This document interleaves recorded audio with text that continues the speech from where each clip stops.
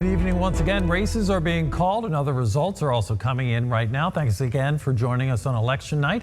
I'm Bill Fitzgerald in the CBS 6 studio, and joining me once again, our political analyst, Dr. Bob Holsworth. Bob, you've been working double duty tonight. We're grateful for that. So the big race everybody's been watching as far as the congressional delegations go is the Spanberger race in the 7th district. What is the latest? Have those results been holding up since Spanberger moved ahead? Yeah, CNN has just called the race for Spanberger. She had this 5,000 vote lead.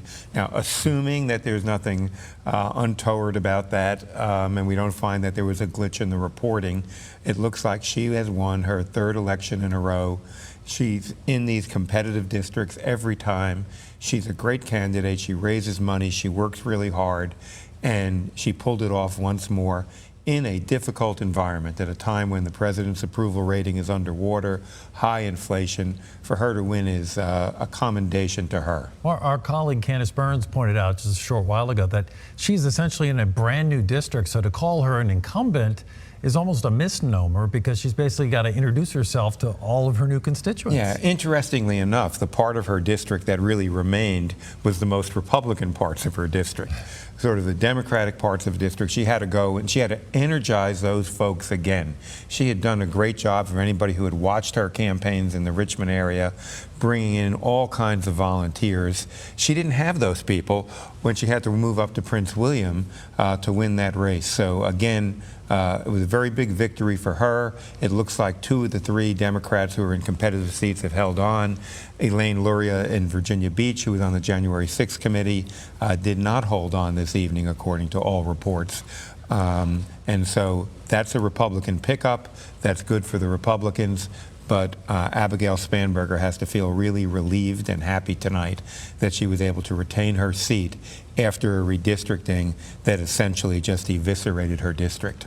And so the Republican, the split of the delegation, the Virginia delegation, was 7-4 Democratic going into tonight.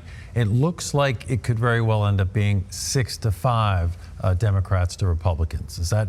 Yeah, I think it's going to be 6-5. And for the folks who believe that Virginia is a purple state, the results tonight showed that once again. All right, because Jennifer Wexton, a Democrat that was thought to be at risk up in the 10th district up north, seems to have held on to her seat as well, one of those 3 competitive ones. All right, let's scroll through then some of the results that have come in so far to date. In the 1st district, as expected, incumbent Republican Rob Whitman easily holding on to his seat, 59-40. In the 2nd district, that's the one that Bob just referenced out in Virginia Beach, incumbent Elaine Luria going to lose to Jen Higgins, 55-45. That's basically with, it says 51%, but we've got more than, I think, 70% so far in that district.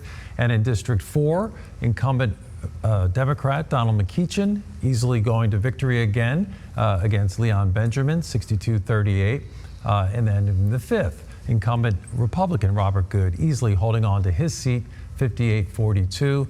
And then finally, in the 7th district here, the one that Bob was just talking about, Abigail Spanberger now up 52-48 after trailing all evening long. Bob had referenced all of those outstanding early ballots that we had thought would be counted early tonight, but in fact, they were coming in sort of in dribs and drabs up until the hour, up until right now, in fact.